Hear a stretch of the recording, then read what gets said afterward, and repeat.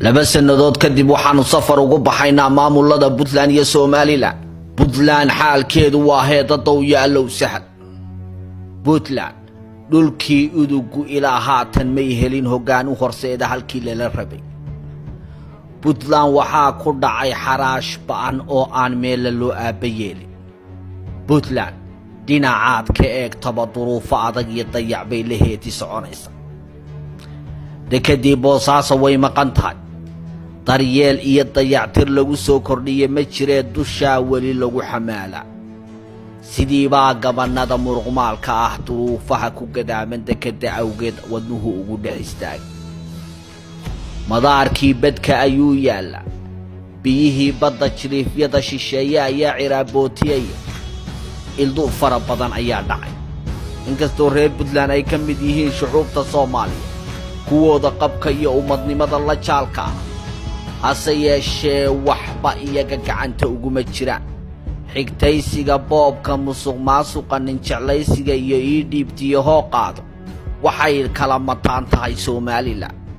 warbixin ayaanu ku eegi doonaa kolka hore dhanka Somaliland oo ay noogu dambeysay guud ahaan bahdabaadi goob 2 sanadood ka hor ayaynu ku horeyn. haddaad ogay Somaliland buu hoodlay badanka gobolka Sool aanu gacanteeda ku jirin. haddii aad la socotay Somaliland ay degaan weynihii Sanaag bari kala boqole. haddii aad ka warhaysay Somaliland awdal Samir Caalwaa ka tanaasushay oo tala loo dhan yahay ay ku baaqayaan. haddii aad ogay dhaqdhaqaaqyo hubaysan oo gobollo kala duwan warkoodu ka soo yeedhayo. dhankan aan jaleecnay ma ogtahay in xooga hubaysan oo jabhadeed xilligan Somaliland gacanteeda kala wareegeen inta badan baaqigii gobolka Sanaag ee ay ka talin jirtay.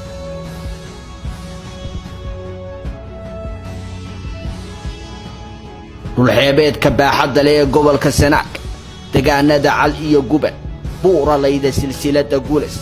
buuraha madow ee dahabka laga guro waxaa xilligan ka taliya xoogaga jabhadda la magac baxday dulmidiid ee uu hogaamiyo Koroleyl Caar. intaasoo quraya deegaanadaasi keliya maahe waxaa ku lamaan in xoogaga hubaysan ay hanteen quluubta dadweynihii dhulkaasi ku dhaqma.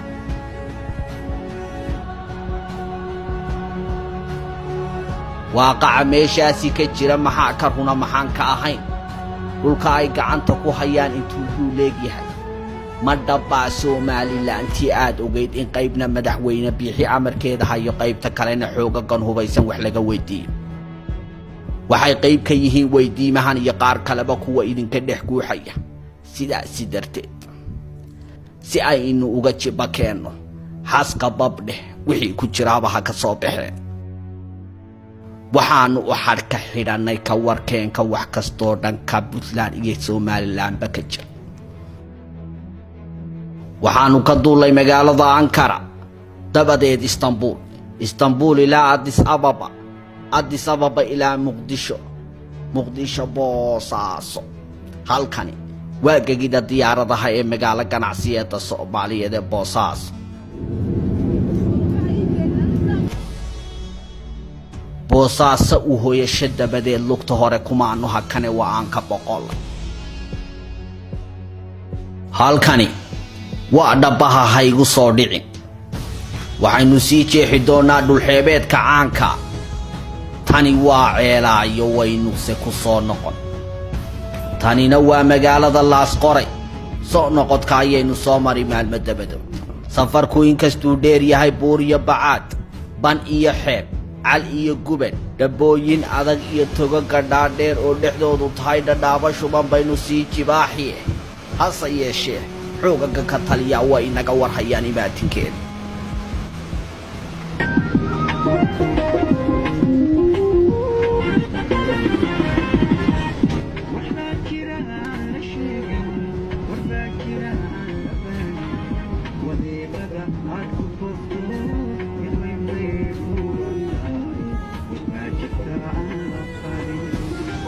dhulka waxa waran xareeda. xeebuhu waa bad furan oo waxaa baxay xagaagii u kala jamcin maynee waynu sii wadan.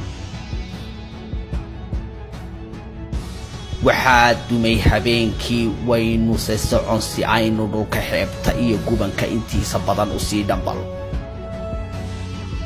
saqdhexe weeye in badan waynu soo soconay halkan ayaa inta waagu ka hadhay aanu teendhada ka xidhnay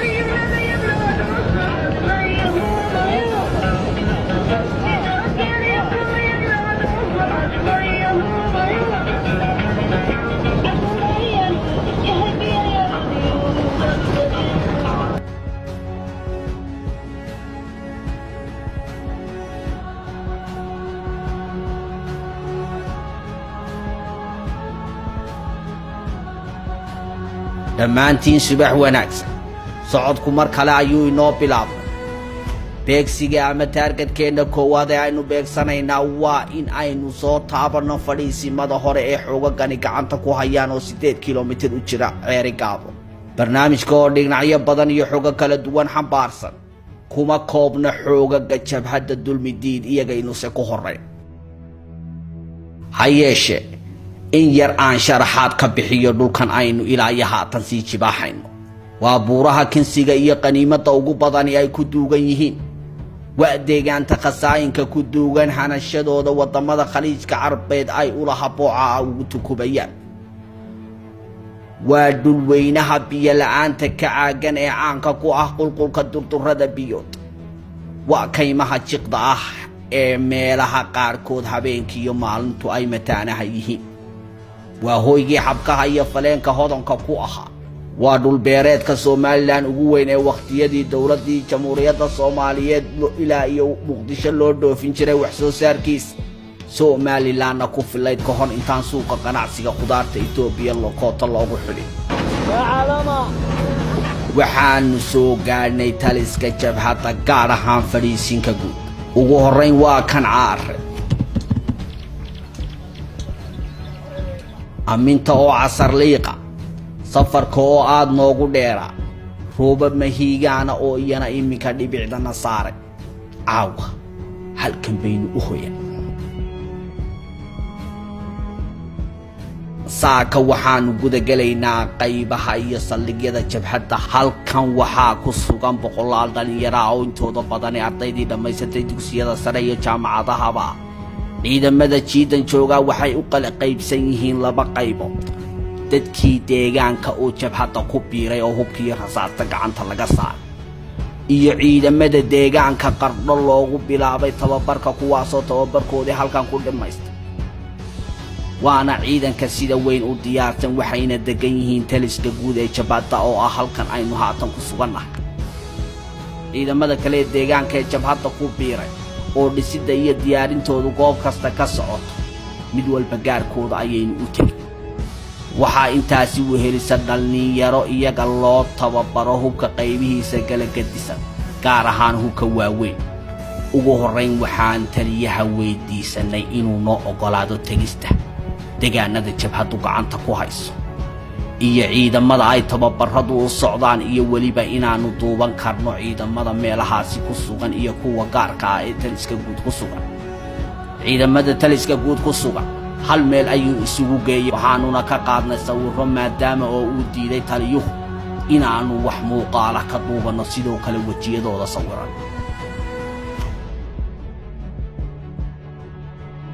intaasi kadib waxaanu raacnay mid ka mid ah gaadiidka qalabaysan waxaanuna tagnay ugu horeyn goobaha surud ee ciidamada deegaanka tababarku uga socdo mid ka mid ah dulmigu hadho taliyaha halkan ku sugan ee ciidanka tababaraya waxa ka mid ahaa saraakiishii hore u maamuli jirtay mid ka mid ah saldhigyada ciidamada Somaliland iminkana wuxuu ka mid yahay saraakiisha jabhadda wuxuuna haystaa jiida buurta surud waa ciidan ka tirsan dhaqdhaqaaqa dulmidiid waa guuto ka mid ah ciidamada dulmidiid waxaanu aasaasnay hadeer in badan way aasaasnaayeen iyagiyo goobo kaloo badaniba waxaan markaa halkan aasaaska nagu kalifay anigu waxaan ahaa sarkaal ciidana waxa iga Jamhuuriyadda Somaliland waxaan uga soo go'ay oo uga imi dulmiga yaala dhexdeeda sidaad wada ogsoontihiin ma jira wax la yahay sharci baa dalka shaqeeya iyo ciidanimadu waa sharci wax la yaana ma jiraan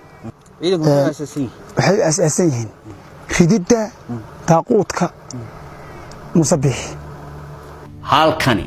waa irida laga galo deegaanka Madarmoge kolkaad magaalada gasho dadweynaha yar iyo weyn aad la sheekaysato waxay muujinayaan sida ay ula dhacsan yihiin xoogaga la wareegay gacan ku haynta deegaanka intan kolkaan agta soo dhignay dib waxaan ugu soo noqonay taliska guud habeen saddexaadkiina waanu hooyan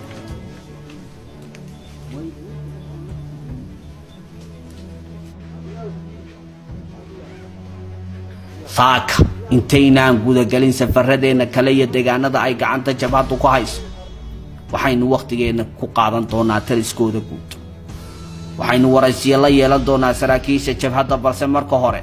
waxaa halkan dhalinyarada lagu baraa isticmaalka hubka fudud iyo adeegsiga hubka waaweyn sidoo kale waxay ku bartaan shiishka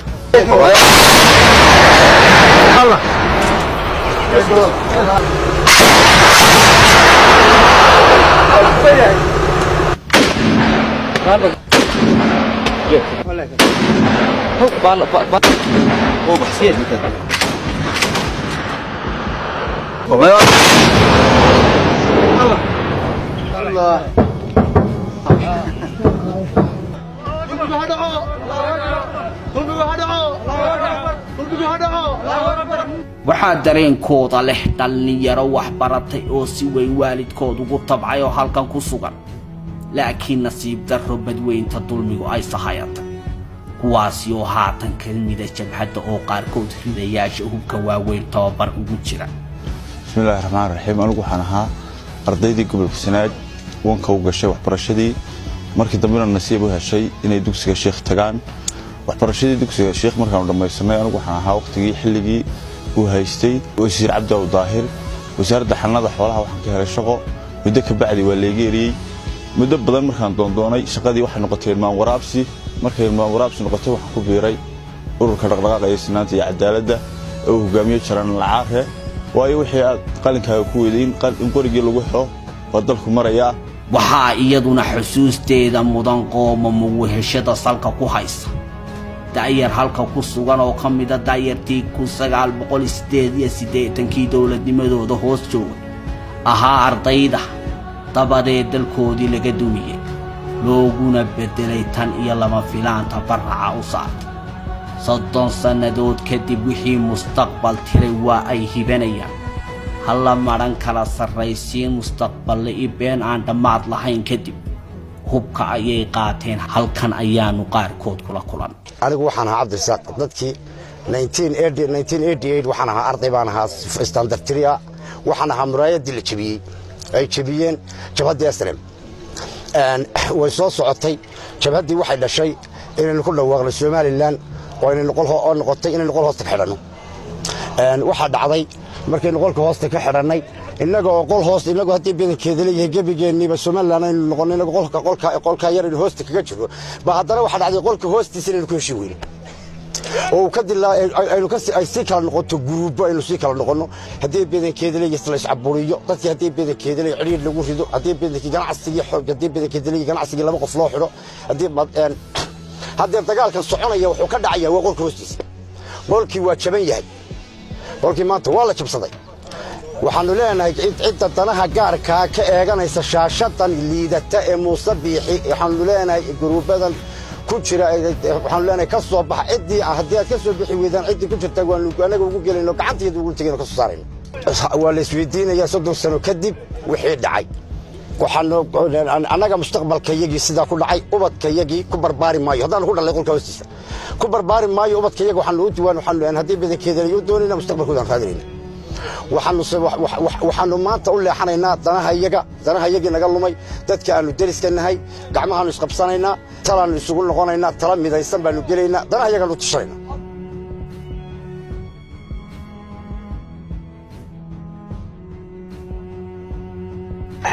xoogaga halka ku simani waa kuwa dulmiga baabiinaya annagana ka tashanay Soomaaliland waxa weeye ciidamada waddankan ku siman وإذا كي سوبرلاند إبليس ميليتري حقوقه واي تودي بليس نمو إيه تودي وطن نمو إيه من نبع هذا وحويني كي مو هستين دولة سوبرلاند لا يدا شرتو واحد شران متشران أعلم كائلة هاي بعدين أولا قبيرية وحنا دل كان روجي السنم بانو هاي وح السنم لا يدا متشران حرامي بيلاهي النار تاكو فوقي مستقبل خيجي إيو chance kayga dhan baan naga ciyaaran anigu istaadan eed baa maanta dalka la burburiyay maanta ragal iyo buug dib isugu maqla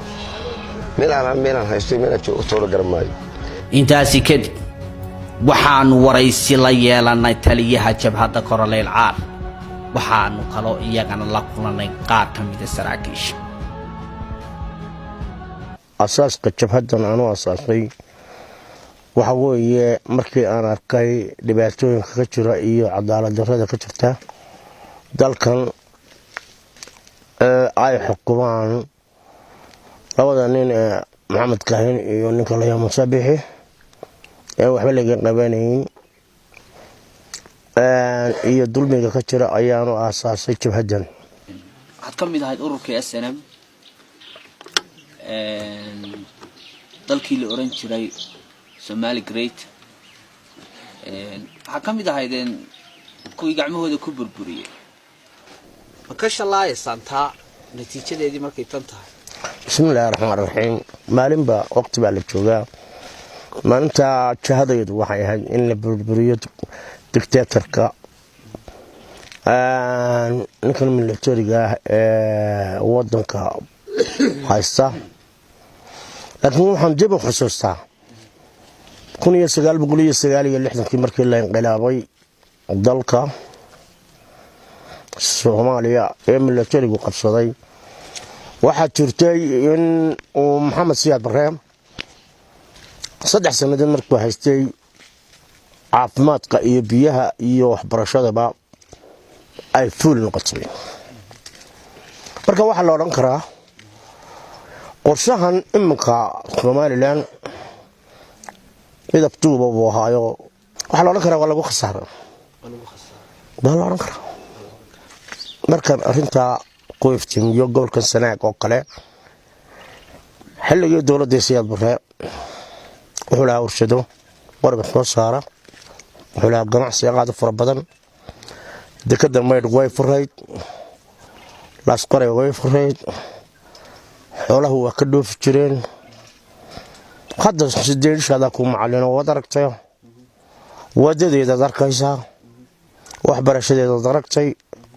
عافمات كذا ودركتي وسومرتي arrimaha bulshada oo dhan wad soo martay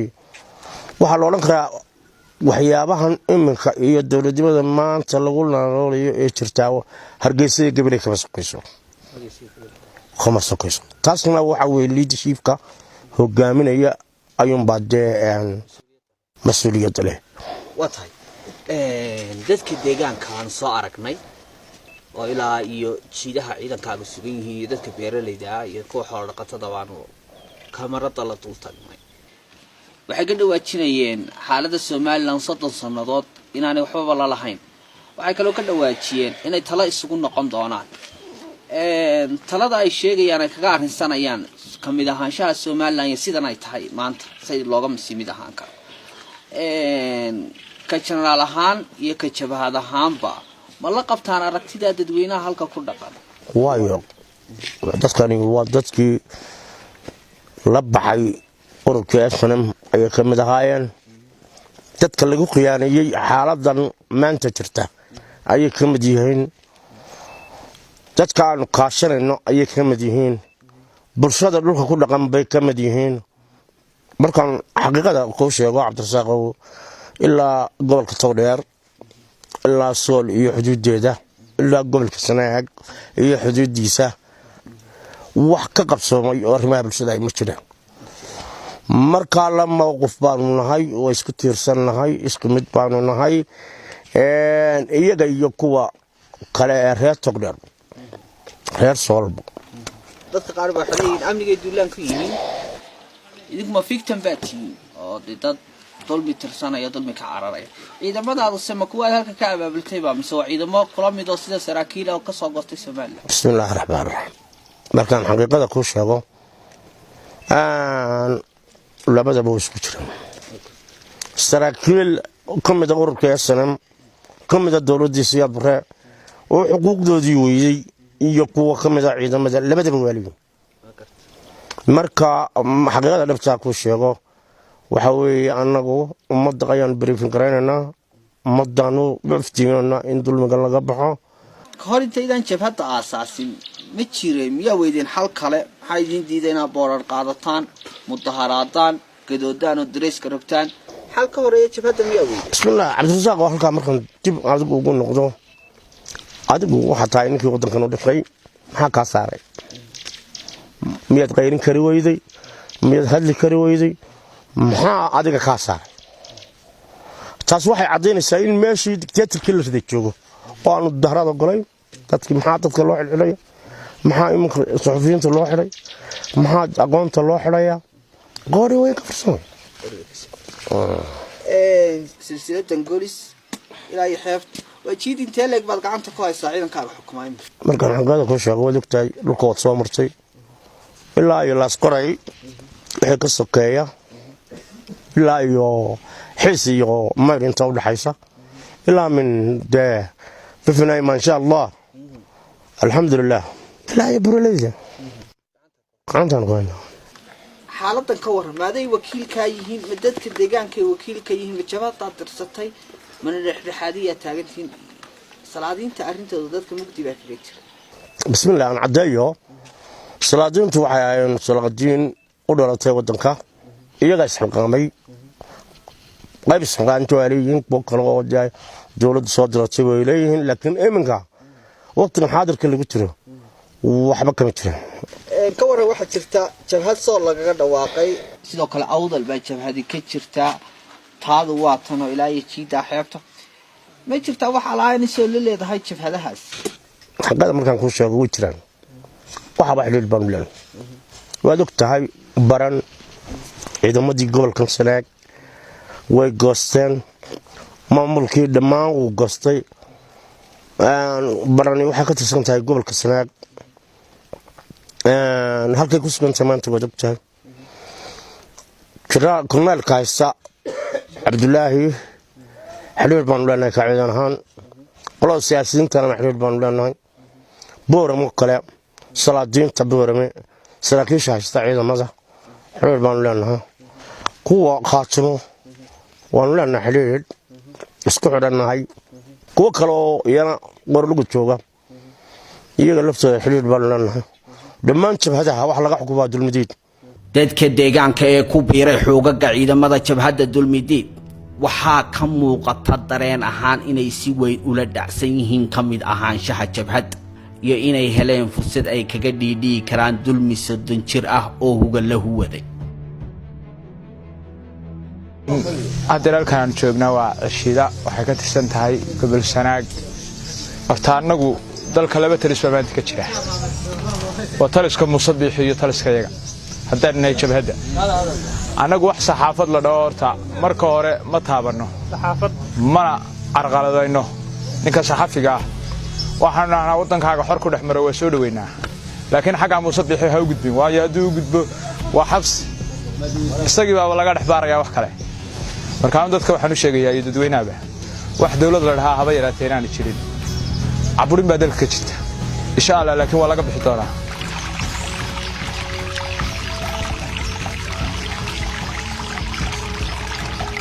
gobolka Sanaag walow uu sii kala liito Somaliland sheegashadeedu waxay uga dhigan tahay afduub aan hore garowshiya u hel haatan culays weyn saaran yahay inkastoo gobolada barigu isma dhaanto ay yihiin haddana waa gobol u agoomoobay dawladnimadii dadkan laga burburiyay dabadeed lagula shuraakoobay hayb iyo xigtaynu nahay xilligii dawladii kacaanka wuxuu lahaa gobolka Sanaag warshado dekadiyo madaaro iyo wax soo saar dalag oo la dhoofsho maanta intaasiba ma laha dadka deegaanka oo ahaa dad yowga lama jeerto waaga ganacsatadooda waaweyni 100 bay kor u dhaafayeen maanta 1 iyo 2 jeeblayaal ah ayaa ka jira xilligan warshadii qorigu ma jirto dekedoodii waa la burburiyay warshadii kalluunka ha sheegi madaarkii ceeri gaabo ee 1967 diyaaradaha caalamiga ah ka digi jireen waa uu xidhan yahay wax soo saarkoodii beeraha waxa lagu ciryaamiyay kan Itoobiya waa ay daalan yihiin muddo dheer dalan baabiyay 30 sannadood dhulkan aan iminka ku sugannahay wax kale ha joogaane malaha MCH iyo isbitaal toona wax barasho iyo digsiyo haba sheegi meelaha aan tagnay waxaa ka mid ah cirshiida xarshow iyo kuwa ku xeeran raadadka aafooyinka isbarkani dadkan ay ku reebeen ayaa waayeelka deegaanka waxay muujinayaan siday u soo ridatay damqashada dulmiga 30 jirka ah ee muddada intaasi leeg ay ku soo samrayeen waxaanu xoolaqato xoolaheena ilaa 30 sannadood burbur ku jira dawladii hore siyaad barakada dawlad ma arag haba yaraatee bilays ma hayno xukun ma hayno wax alla waxaanu haynaa ma jirto baanada saxaafad ayaan u sheegayna laasa surud cishiida maxaan ku yiraahdaa gorgor maxaan ku yiraahdaa xarshow waa area fara badan population badan waa ku dhaqayay wax la yiraahdo dawladda Soomaaliland halka ma soo gaari iminka dadkan waxay leeyihiin ama dawladna maamusho meesha wax noo sameeyay aan helo daama meesha doonaan ku biirno marnaba tan maskaxdeedana ma gelin sidan oo kale bay dalku noqonayaan anigu tii hore dasiyaad bari hore soo shaqeeyay tan waanu shaqeeyay oo tan ciidan baan ka ahaa tii horena ciidan iyo shaqaale kale baan ka ahaa oo dawladda hoose baan ka shaqeyn jiray weligay tan oo kale uma soo taagnin from Soomaaliland oo dhanba maamulkeedu waa habsan oo wax allaale waxay dalka ka qabatay haba yaraatee ama loo sameeyay ma jirto deebaano waxaan leenahay ama maamul hala sameeyo wanaagsan oo cadaalad ah reer baa reer xukumayana aqliga uma gasho hada ma garatay marka anagu taa waanu diidanahay dadku waxay u sameeyeen cadaalad ay u sameeyeen maamul ah baanu rabnaa dawladda wada leeyahay laakiin mid u gaara ma rabno weli dawladina way marma maxaatina ma oran cusbitaal ma lihin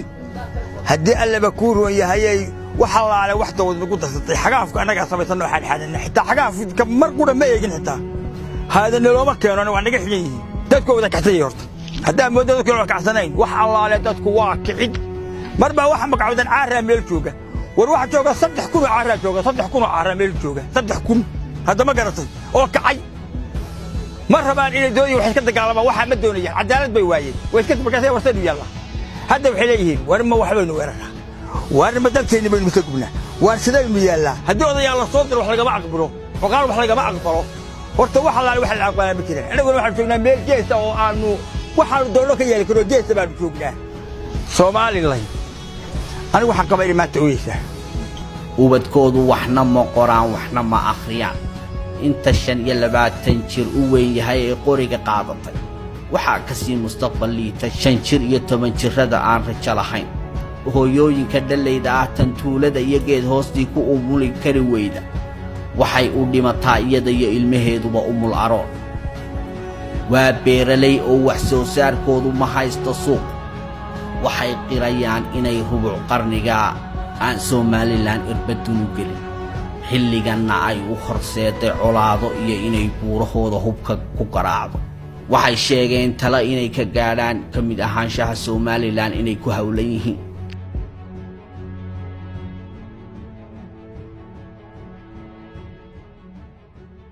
dib ayaanu soo laabanay waxaanu soo marnay xeebaha intii aanu ka gaari karaynay halkani waa saneeqaada maydh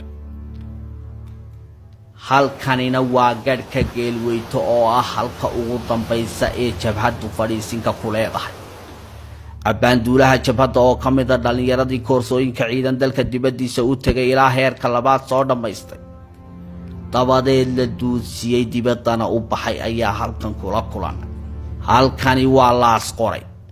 caawa iyada ayaynu u hooyanaynaa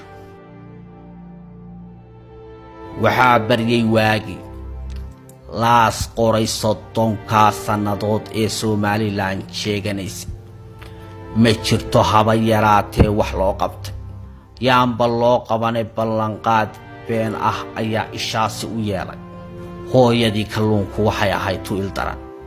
sidaasi oo ay tahay miisaaniyadda Somaliland iyada iyo deegaanada ay ka mid tahay waxa ugu jira sanad kasta 2% boqolkiiba 2 laakiin mooyee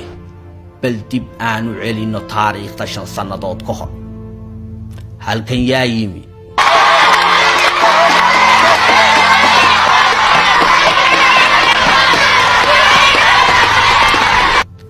وأحمد محمد محمود سيلاني إيه إنتاسو وفتيا وحو دقح دقي دكاد الله أسقري وحو دقح دقي سكوله وحو دقح دقي ورشدي كاللونك إيه حرم الدولة دي واساكي 5 سنdood kadib ragxaantii ayaanu soo aragnay oo ciidu liqday dhulkii waa sidii taariikhi iyo dugsiyadii la dhisay waa kuwa qabuuraha u eeg tani waa warshadii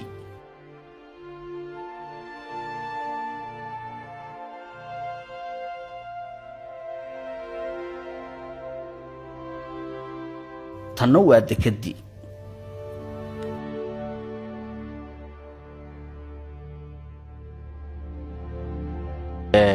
كلي أنت عن مجال شغلي عم عندلين عن نهاية كور قفطة وحنا أركين إنك أحيان بدن أو كي ما دبا وده حال كان دقيق دقيق دقيق توا وده بروبين أو دقيق لقاضة ونحن قدا محكمة شيران ضد الصنو بانو بين تا نلوكو قرامي والله حال كان بانو دقيقنا أو أنت لا صورت ويجو صور عمل وكالي بنتو حكم أنت وحيابها أنو كدالني وأنو ما والبع هذا ما أنا أركض ما كان حركة سومري سومد واسكة ونية شفصناي أو بلا شغل وبلا مجال وبلا سيستم دولار كمان موضوع وحول بوانو صو أركني ده وحنو هذا كله ما مر شبه إنه ده وحن سوقينا دولة خير قفتهم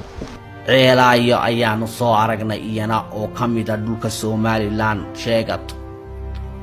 ومغلان Somaliland تدخل ولي ما يعرف